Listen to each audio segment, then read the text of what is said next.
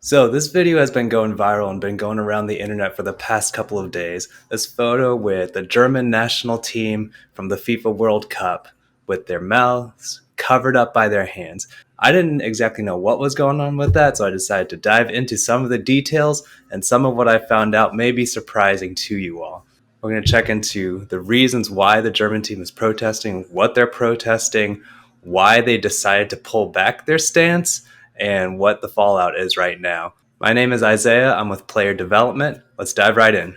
Okay, so what happened is that the German team in this photo is apparently protesting being silenced by FIFA, the governing body for the World Cup, of course. So, what the German team is saying they feel silenced about is having their captain wearing a particular armband represents a protest against the Qatar government having a policy and criminalizing same sex relationships. So, this One Love armband was supposed to be a message of inclusiveness for people in the LGBTQ community. Now, originally, 7 countries across Europe had planned to have their captains wear these armbands. And what happened was FIFA came out with a statement saying that any players who were wearing an armband that was not issued by FIFA, so these One Love armbands were not, would be given a yellow card. And so this is where the message of being silenced comes in, that these teams felt like they could not risk their captains starting a game with a yellow card and potentially being ejected by a foul or something later on in the game. So that's the short version of the story. And we're going to dig into some of the details and some of the layers of this because it's not as simple as it seems on the surface. Okay, so first, the protest.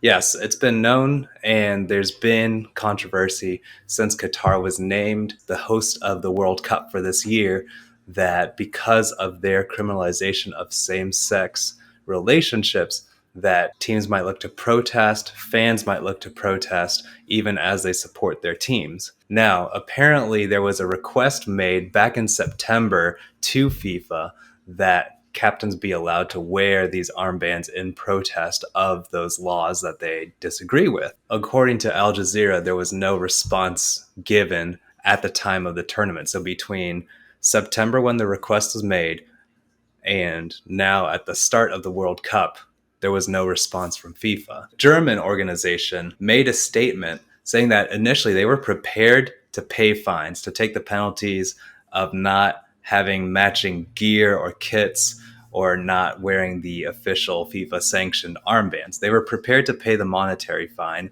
but what they were not prepared for was that FIFA actually stated that they would be issuing yellow cards instead of a monetary fine.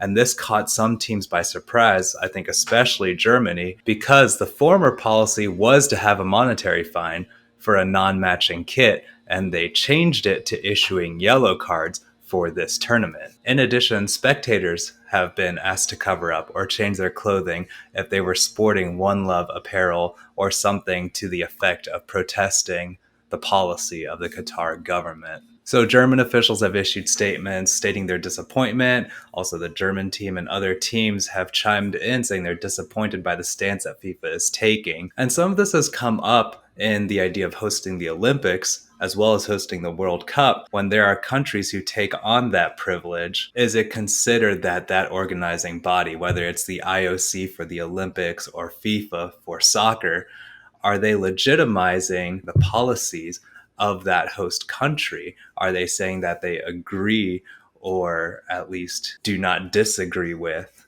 the policies that that host country has? And that's a sticky question, especially when you talk about bringing the world together and talking about inclusiveness and soccer being a global game. What kind of mixed messaging does that send to people of the LGBT community when the game is supposed to be for everyone? The government that is hosting this global event says some people are not allowed. Another wrinkle to this is the fact that FIFA changed their normal punishment, their normal fine, from being a monetary penalty to potentially ejecting players for having those non-matching kits.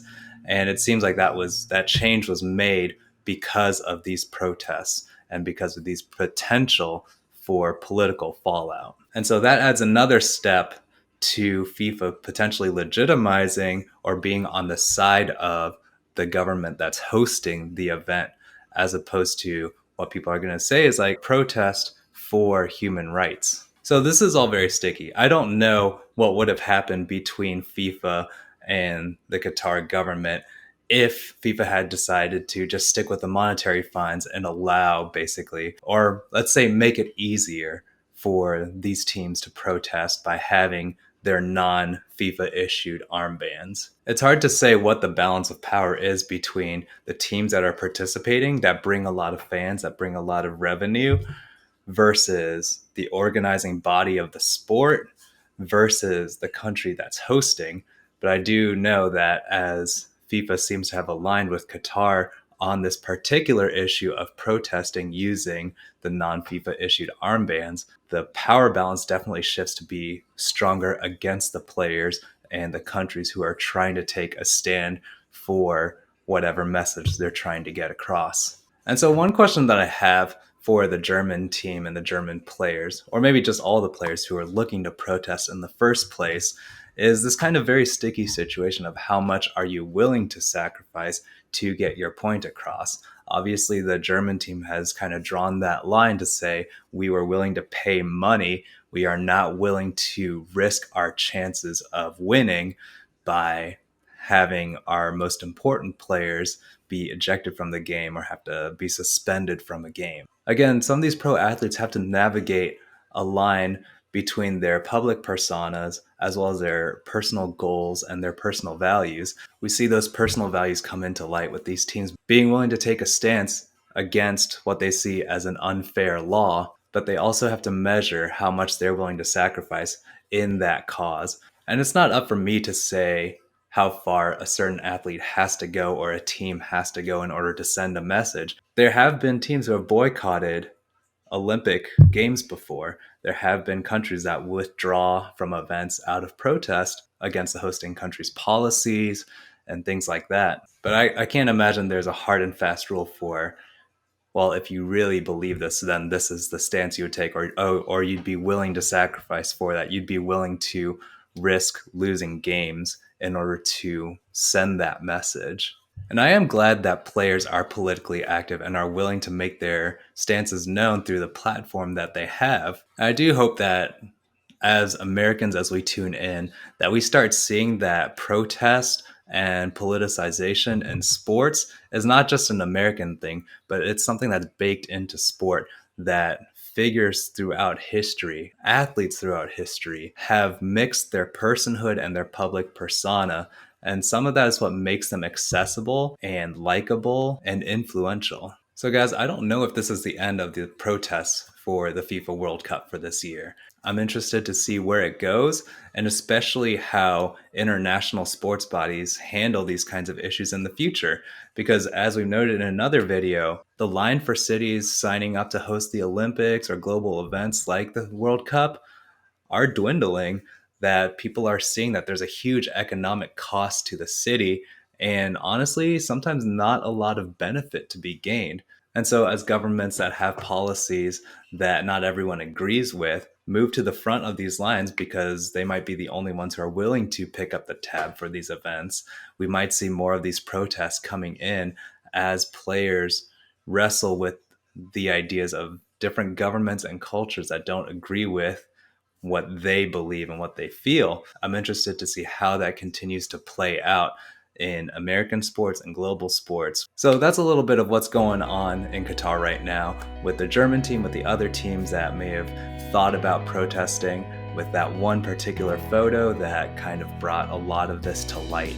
As our channel continues to grow, please like and subscribe. It definitely helps us to create more content and to be able to stay on top of current events and sports, and to be able to share and communicate some of that with you all. Until then, I hope you all are having a great time watching the different sports that are on, with FIFA, with the NFL, with the NBA, whatever other sports you might be interested in. Catch you all later.